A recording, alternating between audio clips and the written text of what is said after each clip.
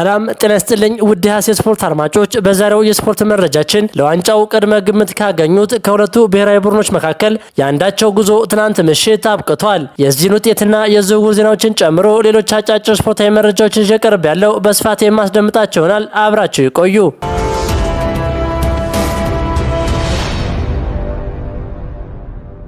በጉጉት ሲጠበቅ የነበረው የ2026 ዓለም ዋንጫ ግማሽ ፍጻሜ የመጀመሪያ ጨዋታ በስፔን ፍጹም የበላይነት ተጠናቋል። ፈረንሳይን 2-0 በሆነ ውጤት ያሸነፉት ስፔኖች የፍጻሜ ትኬታቸውን በኩራት ቆርጠዋል። በዳላስ ስታዲየም የታደመው ተመልካች በአስደናቂ የእግር ኳስ ድራማ የታጀበ ታሪካዊ ምሽትን አሳልፏል። የዓለም ዋንጫው የመጀመሪያ የግማሽ ፍጻሜ ጨዋታ በታላላቆቹ ስፔንና ፈረንሳይ መካከል ሲደረግ በብዙዎች ዘንድ ጨዋታው እስከ መጨረሻው ይጦፋል ተብሎ ቢጠበቅም ስፔኖች ግን በሜዳ ላይ የነበራቸው ፍጹም የበላይነት ጨዋታውን ለየት ባለ መንገድ አገባደውታል። ጨዋታው እንደተጀመረ ሁለቱም ቡድኖች በጥንቃቄ መጫወትን ቢመርጡም ገና በ9ኛው ደቂቃ ላይ ፈረንሳይ አማካኝ አድሪያን ራቢዮት በፈጸመው ጥፋት ቢጫ ካርድ ሲመለከት ጨዋታው ቀስ በቀስ እየሞቀ መጣ። ስፔኖች በጥሩ ቅብብል ወደ ፈረንሳይ የግብ ክልል ሲጠጉ በ22ኛው ደቂቃ ላይ የተገኘውን ፍጹም ቅጣት ምት ተስፈኛው ሚካኤል ኦያዛርባል አስቆጥሮ ስፔንን ቀዳሚ ያደረገ። ግቧ የስፔንን በራስ መተማመን ስታሳድግ የፈረንሳይን የተከላካይ ክፍል ደግሞ መረበሽ ጀመረች። ፈረንሳዮች ወደ ጨዋታው ለመመለስ ቢጥሩም ስፔናዊ ተከላካይ ማርክ ኩኩሬላ በ31ኛው ደቂቃ በቢጫ ካርድ እስከ መቀጣት የደረሰ ጥብቅ መከላከል በማሳየት የፈረንሳይን ጥቃት ያከሽፍ ነበር። የመጀመሪያው አጋማሽ በስፔን 1-0 መሪነት ተጠናቀቀ። ሁለተኛው አጋማሽ ሲጀመር ፈረንሳዮች የአቻነት ግብ ፍለጋ ወደ ስፔን የግብ ክልል ለመጠጋት ቢሞክሩም ስፔኖች ግን በጥልቀት መከላከልን ከተጠናከረ መልሶ ማጥቃት ጋር አቀናጅተው በመጫወት ብልጫውን ወሰዱ። በ58ኛው ደቂቃ ላይ መላው ስታዲየምን ያስጨበጨበ ግብ ተቆጠረ። ተከላካዩ ፔድሮ ድንቅ ብቃቱን አሳይቶ ሁለተኛዋን ግብ ከበረብ በማሳረፍ ፈረንሳይን ይበልጥ ክፉኛ አስደነገጠ።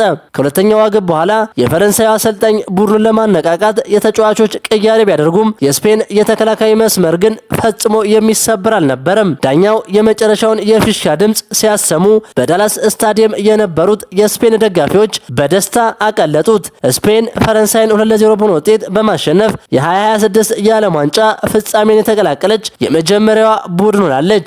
ስፔን ለዓለም ዋንጫ ፍጻሜ ስትደርስ ይህ በታሪኳ ለሁለተኛ ጊዜ ነው። ለዋንጫው ቁጥር 1 ተገማች የነበሩት የፈረንሳዮች የወርቅ ህልም ግን እዚህ ላይ አብቅቷል። ከ2010 ዓለም ዋንጫ በኋላ ለመጀመሪያ ጊዜ ለፍጻሜ የደረሰችው የአውሮፓ ሻምፒዮኗ ስፔን ዋንጫውን ለሁለተኛ ጊዜ ለማንሳት በምታደርገው ፍልሚያ ከእንግሊዝና ከአርጀንቲና አሸናፊ የምትገናኝ ይሆናል።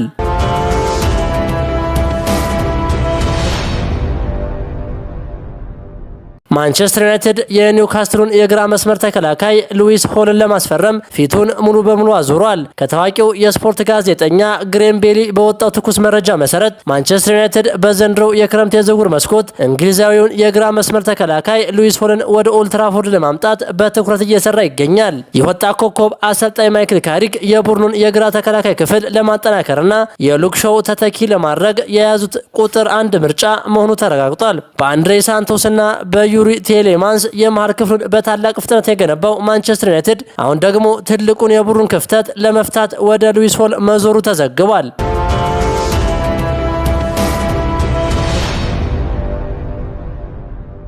የጣሊያኑ ክለብ ሮማ አርጀንቲናዊውን ተጫዋች አሌሃንድሮ ጋርናቾን ለማስፈረም ለቼልሲ የመጀመሪያውን ይፋዊ የዝውውር ጥያቄ ማቅረቡን ስካይ ስፖርት ዘግቧል። የሮማ ጥያቄ ተጫዋቹን መጀመሪያ በውሰቱን ለመውሰድ ነው።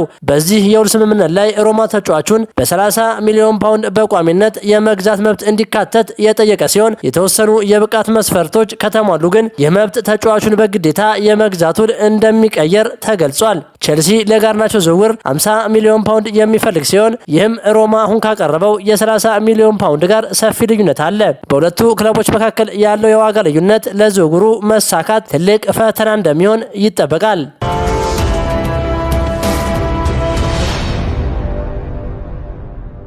ማንቸስተር ዩናይትድ ዌልሳዊውን ግብ ጠባቂ ካርል ዳርሎውን ማስፈረሙን ይፋ አድርጓል። የተጠናቀቀውን የውድድር ዓመት በሊድስ ዩናይትድ ቤት ያሳለፈውን ግብ ጠባቂ በነፃ ዝውውር የግሉ አድርጎታል። የ35 ዓመቱ ግብ ጠባቂ በማንቸስተር ዩናይትድ ቤት እስከ ፈረንጆቹ 2028 ድረስ የሚቆይ ይሆናል። ከአልታይ ባይንደር ጋር እንደሚለያይ የሚጠበቀው ማንቸስተር ዩናይትድ ካርል ዳርሎውን ለሰን ላሜንስ ተጠባባቂ ለማድረግ ወደ ስብስቡ ቀላቅሏል። ካርል ዳርሎውን በተጠናቀቀው የውድድር ዘመን ለሊድስ ዩናይትድ በሊጉ 22 ጨዋታዎችን አድርጓል።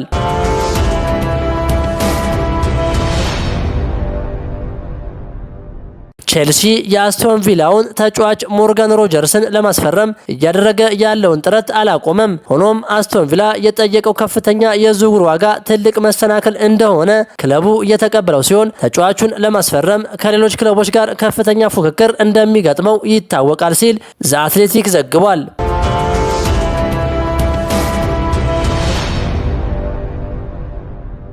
የቱርኩ ክለብ ቤሽኪታሽ ቤልጂየማዊውን የፊት መስመር ተጫዋች ሊሳንድሮ ትሮሳርድን ከአርሰናል አስፈርሟል። ቤሽኪታሽ ለትሮሳርድ ዝውውር 20 ሚሊዮን ዩሮ ለሊጉ ሻምፒዮን አርሰናል ከፍሏል። የ31 ዓመቱ ተጫዋች በተጠናቀቀው የውድድር ዓመት ከአርሰናል ጋር የሊጉን ዋንጫ ማሳካቱ ይታወሳል። ተጫዋቹ ለአርሰናል በሁሉም ውድድሮች ባደረጋቸው 174 ጨዋታዎች 70 የግብ አስተዋጽኦ አበርክቷል። ሊያንድሮ ትሮሳርድ በ2023 ከብራይተን አርሰናልን በ27 ሚሊዮን ፓውንድ መቀላቀሉ ይታወሳል።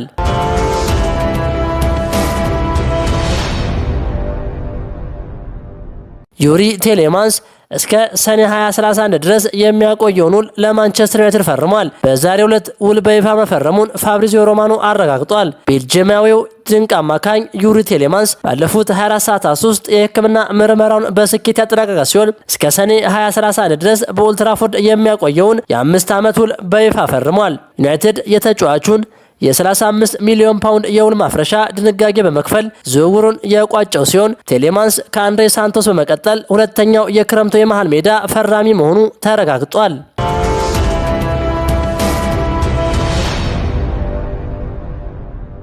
ማንቸስተር ሲቲ አዮብ ቦአዴን ለማስፈረም ከፍተኛ ግፊት እያደረገ መሆኑን ታማኙ ዘ አትሌቲክ ዘግቧል። ሌሎች ፈላጊዎች ታዳጊውን አስፈርመው ለአንድ ተጨማሪ የውድድር ዘመን በሊል እንዲቆይና ራሱን እንዲያሳድግ በብድር ለመተው ፈቃደኛ ናቸው። ነገር ግን ማንቸስተር ሲቲ ወጣቱን ኮከብ አሁኑ በቀጥታ ወደ የኤንዞ ማሬስካ የመጀመሪያ ቡድን ስብስብ በመቀላቀል ወዲያውኑ አገልግሎት እንዲሰጥ ይፈልጋሉ። በዓለም ዋንጫው ላይ ባሳየው አስደናቂ ብቃት የብዙዎችን ቀልብ የሳበው ቦአዲ በቅርቡ ስለ ቀጣይ ዕጣ ፈንታው ውሳኔ ይሰጣል ተብሎ ይጠበቃል። ክለቡ ሊል ደግሞ ለዚህ ድንቅ ታዳጊ 100 ሚሊዮን ዩሮ የዝውውር ዋጋ እንደለጠፈበት ተሰምቷል።